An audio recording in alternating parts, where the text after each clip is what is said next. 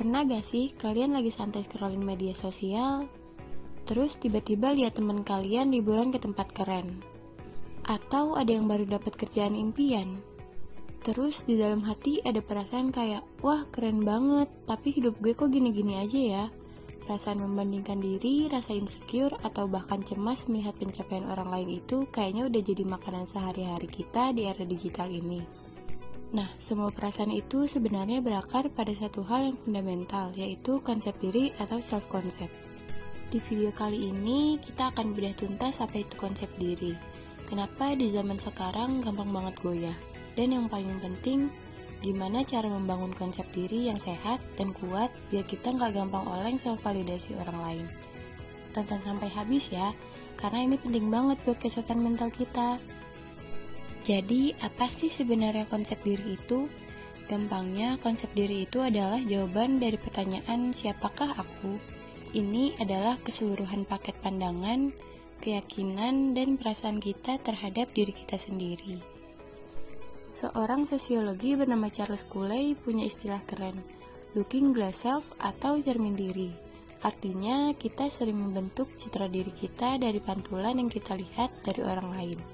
Apa kata mereka, bagaimana reaksi mereka, itu semua membentuk cermin kita.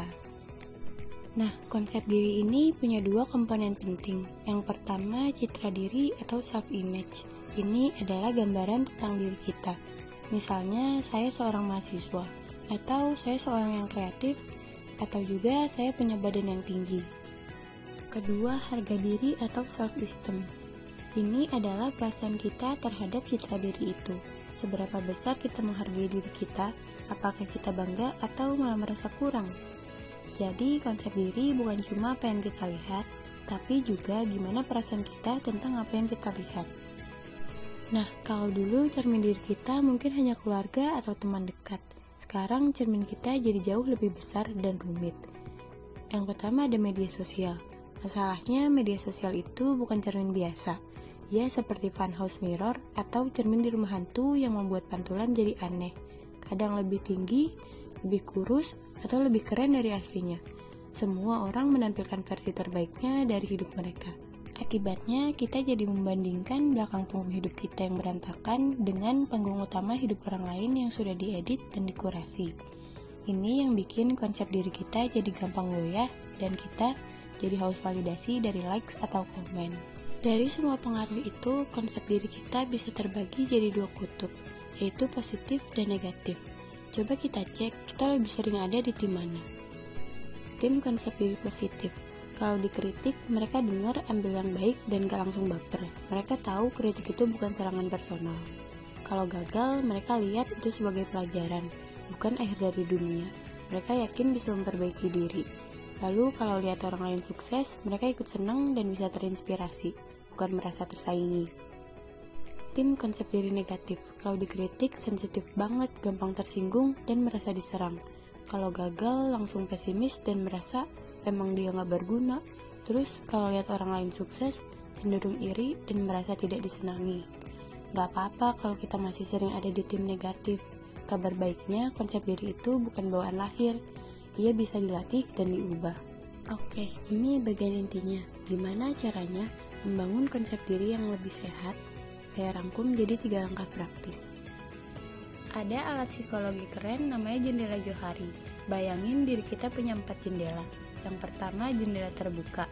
Hal yang kita dan orang lain tahu tentang kita, tujuannya adalah memperbesar jendela ini. Yang kedua, jendela buta. Orang lain tahu, tapi kita nggak sadar. Caranya, beranikan diri minta masukan jujur dari teman. Yang ketiga, jendela tersembunyi. Kita tahu, tapi orang lain nggak tahu. Caranya, coba lebih terbuka ke orang yang kita percaya. Yang keempat, jendela gelap. Kita dan orang lain sama-sama nggak tahu. Caranya, berani coba hal baru untuk menemukan potensi terpendam. Langkah kedua, kurasi cermin kamu. Ingatkan konsep cermin diri, kita tidak bisa mengontrol semua pantulan, tapi kita bisa memilih cermin mana yang mau kita lihat. Yang pertama, batasi paparan. Unfollow akun-akun yang bikin kamu merasa insecure. Lalu pilih lingkunganmu. Habiskan lebih banyak waktu dengan orang-orang yang membangun kamu, bukan yang menjatuhkan. Langkah ketiga, praktikkan self-compassion. Ini kuncinya, self-compassion bukan kasihan pada diri sendiri.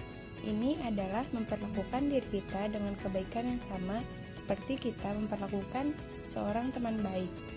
Kalau temanmu gagal, apa kamu akan memakinya? Tentu tidak, kamu akan menghiburnya.